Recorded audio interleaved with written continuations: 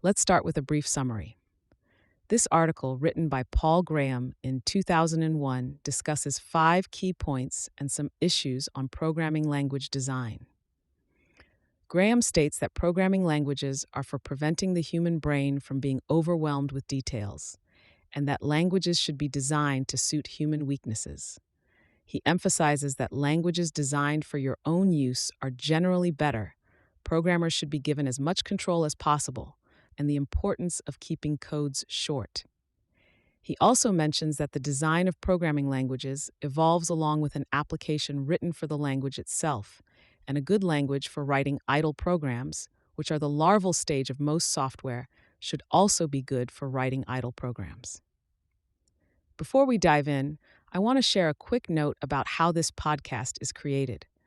As you've probably noticed, this podcast isn't voiced by a human, but by artificial intelligence.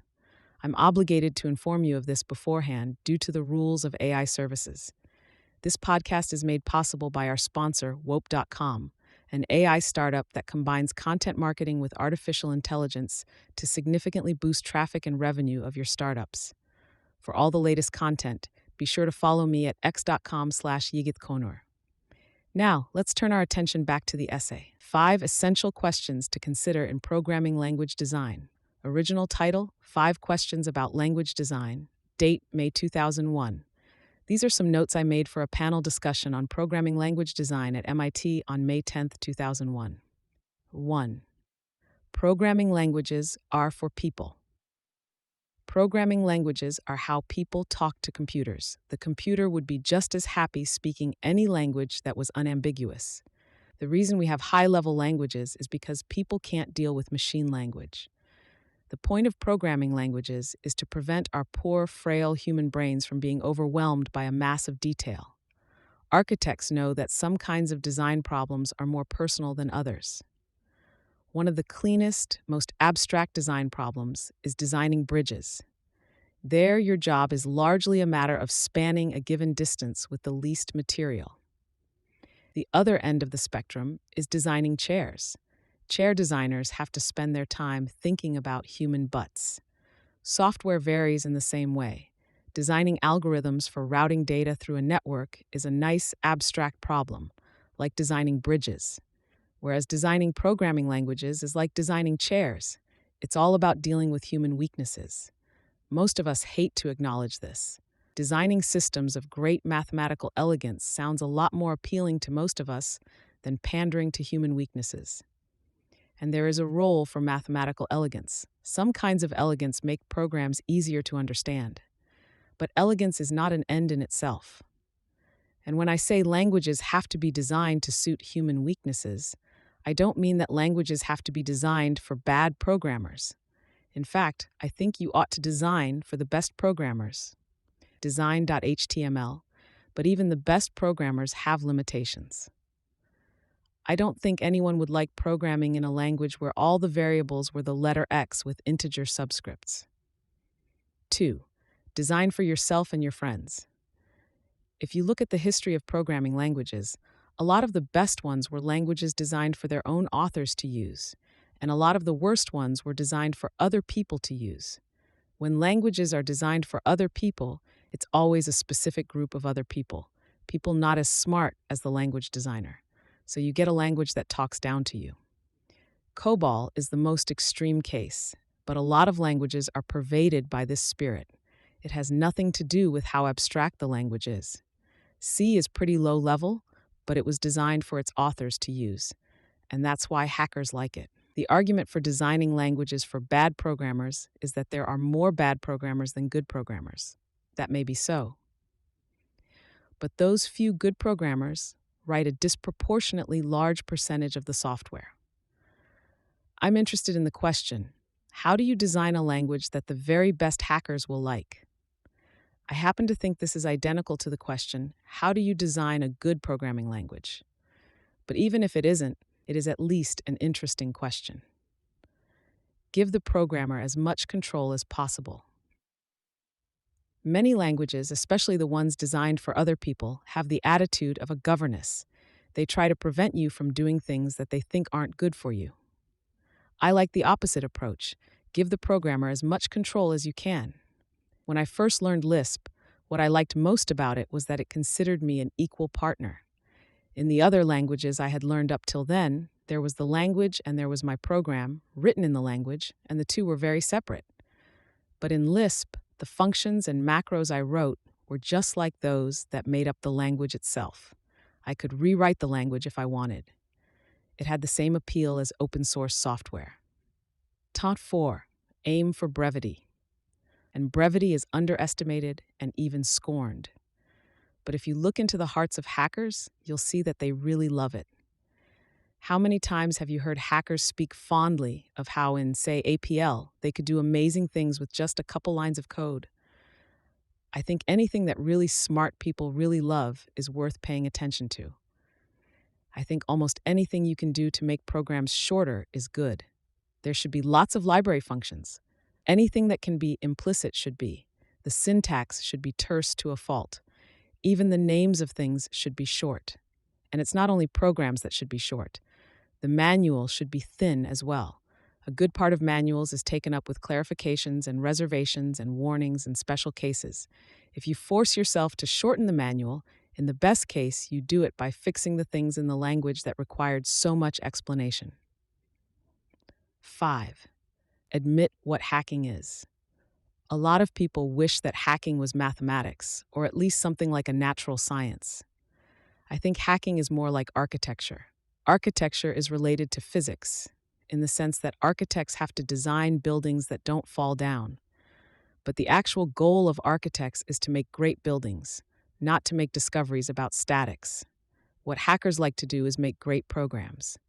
And I think, at least in our own minds, we have to remember that it's an admirable thing to write great programs, even when this work doesn't translate easily into the conventional intellectual currency of research papers. Intellectually, it is just as worthwhile to design a language programmers will love as it is to design a horrible one that embodies some idea you can publish a paper about. 1. How to organize big libraries.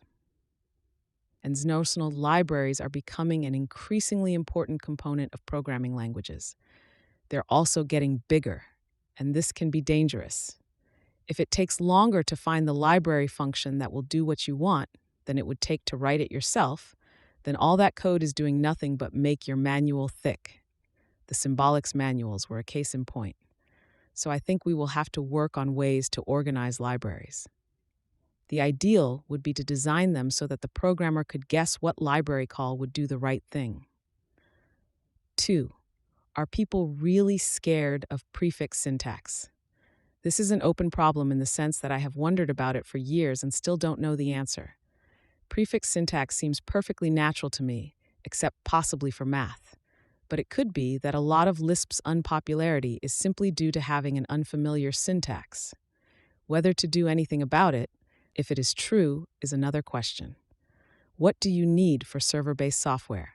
I think a lot of the most exciting new applications that get written in the next 20 years will be web-based applications, meaning programs that sit on the server and talk to you through a web browser. And to write these kinds of programs, we may need some new things. One thing we'll need is support for the new way that server-based apps get released. Instead of having 1 or 2 big releases a year, like desktop software, server-based apps get released as a series of small changes. You may have as many as 5 or 10 releases a day, and as a rule, everyone will always use the latest version. You know how you can design programs to be debuggable? Well, server-based software likewise has to be designed to be changeable. You have to be able to change it easily, or at least to know what is a small change and what is a momentous one. Another thing that might turn out to be useful for server-based software, surprisingly, is continuations. In web-based software, you can use something like continuation passing style to get the effect of sub.ba.html in the inherently stateless world of a web session. Maybe it would be worthwhile having actual continuations if it was not too expensive. Number 4. What new abstractions are left to discover? I'm not sure how reasonable a hope this is, but one thing I would really love to do personally is discover a new abstraction, something that would make as much of a difference as having first-class functions or recursion or even keyword parameters. This may be an impossible dream. These things don't get discovered that often, but I'm always looking. Tier 1, you can use whatever language you want. Writing application programs used to mean writing desktop software. And in desktop software, there is a big bias toward writing the application in the same language as the operating system. And so 10 years ago, writing software pretty much meant writing software in C. Eventually, a tradition evolved. Application programs must not be written in unusual languages. And this tradition had so long to develop that non-technical people like managers and venture capitalists also learned it. Server-based software blows away this whole model. With server-based software, you can use any language you want. Almost nobody understands this yet, especially not managers and venture capitalists. A few hackers understand it, and that's why we even hear about new indie languages like Perl and Python. We're not hearing about Perl and Python because people are using them to write Windows apps. What this means for us, as people interested in designing programming languages, is that there is now potentially an actual audience for our work. Speed comes from profilers. Language designers, or at least language implementers, like to write compilers that generate fast code.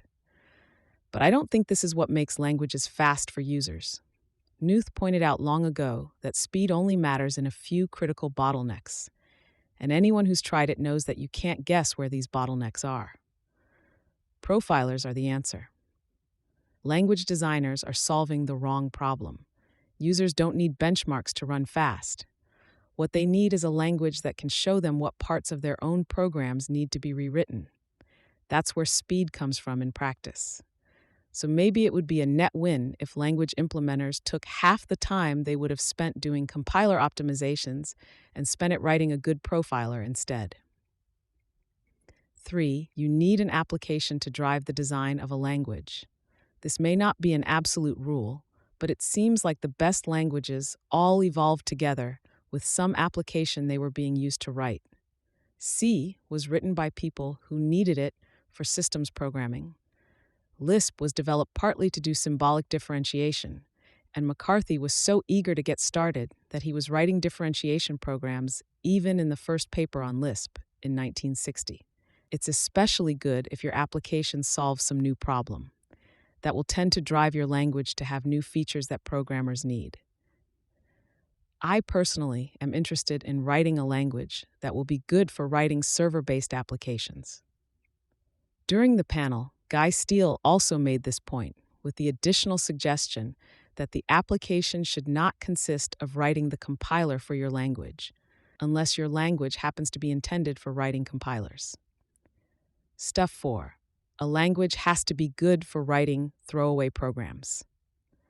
You know what a throwaway program is, something you write quickly for some limited task. I think if you looked around, you'd find that a lot of big, serious programs started as throwaway programs. I would not be surprised if most programs started as throwaway programs. And so if you want to make a language that's good for writing software in general, it has to be good for writing throwaway programs, because that is the larval stage of most software. NAR 5. Syntax is connected to semantics. It's traditional to think of syntax and semantics as being completely separate. This will sound shocking, but it may be that they aren't. I think that what you want in your language may be related to how you express it. I was talking recently to Robert Morris, and he pointed out that operator overloading is a bigger win in languages with infix syntax. In a language with prefix syntax, any function you define is effectively an operator. If you want to define a plus for a new type of number you've made up, you can just define a new function to add them. If you do that in a language with infix syntax, there's a big difference in appearance between the use of an overloaded operator and a function call. 1. New programming languages. Back in the 1970s, it was fashionable to design new programming languages. Recently, it hasn't been. But I think server-based software will make new languages fashionable again. With server-based software, you can use any language you want. So if someone does design a language that actually seems better than others that are available, there will be people who take a risk and use it. 2. Time sharing. Richard Kelsey gave this as an idea whose time has come again in the last panel, and I completely agree with him. My guess, and Microsoft's guess, it seems, is that much computing will move from the desktop onto remote servers. In other words, time sharing is back, and I think there will need to be support for it at the language level. For example, I know that Richard and Jonathan Rees have done a lot of work implementing process scheduling within Scheme 48. 3. Efficiency. Recently, it was starting to seem that computers were finally fast enough. More and more, we were starting to hear about bytecode, which implies, to me at least, that we feel we have cycles to spare. But I don't think we will with server-based software. Someone is going to have to pay for the servers that the software runs on, and the number of users they can support per machine will be the divisor of their capital cost. So I think efficiency will matter, at least in computational bottlenecks. It will be especially important to do I/O fast because server-based applications do a lot of I/O. It may turn out that bytecode is not a win in the end. Sun and Microsoft seem to be facing off in a kind of a battle of the bytecodes at the moment, but they're doing it because bytecode is a convenient place to insert themselves into the process, not because bytecode is in itself a good idea. It may turn out that this whole battleground gets bypassed. That would be kind of amusing. No. 1. Clients. This is just a guess, but my guess is that the winning model for most applications will be purely server-based. Designing software that works on the assumption that everyone will have your client is like designing a society on the assumption that everyone will just be honest. It would certainly be convenient, but you have to assume it will never happen. I think there will be a proliferation of devices that have some kind of web access, and all you'll be able to assume about them is that they can support simple HTML and forms. Will you have a browser on your cell phone? Will there be a phone in your Palm Pilot? Will your BlackBerry get a bigger screen? Will you be able to browse the web on your Game Boy? Your watch? I don't know. And I don't have to know if I bet on everything just being on the server. It's just so much more robust to have all the brains on the server, road.html. 2. Object-oriented programming. I realize this is a controversial one, but I don't think object-oriented programming is such a big deal. I think it is a fine model for certain kinds of applications that need that specific kind of data structure, like Windows systems, simulations, and CAD programs. But I don't see why it ought to be the model for all programming. I think part of the reason people in big companies like object-oriented programming is because it yields a lot of what looks like work. Something that might naturally be represented as, say, a list of integers can now be represented as a class with all kinds of scaffolding and hustle and bustle. Another attraction of object-oriented programming is that methods give you some of the effect of first-class functions. But this is old news to Lisp programmers. When you have actual first-class functions, you can just use them in whatever way is appropriate to the task at hand, instead of forcing everything into a mold of classes and methods. What this means for language design, I think, is that you shouldn't build object-oriented programming in too deeply. Maybe the answer is to offer more general, underlying stuff and let people design whatever object systems they want as libraries. 3. Design by committee. Having your language designed by a committee is a big pitfall, and not just for the reasons everyone knows about. Everyone knows that committees tend to yield lumpy, inconsistent designs. But I think a greater danger is that they won't take risks. When one person is in charge, he can take risks that a committee would never agree on. Is it necessary to take risks to design a good language, though? Many people might suspect that language design is something where you should stick fairly close to the conventional wisdom. I bet this isn't true. In everything else people do, reward is proportionate to risk. Why should language design be any different?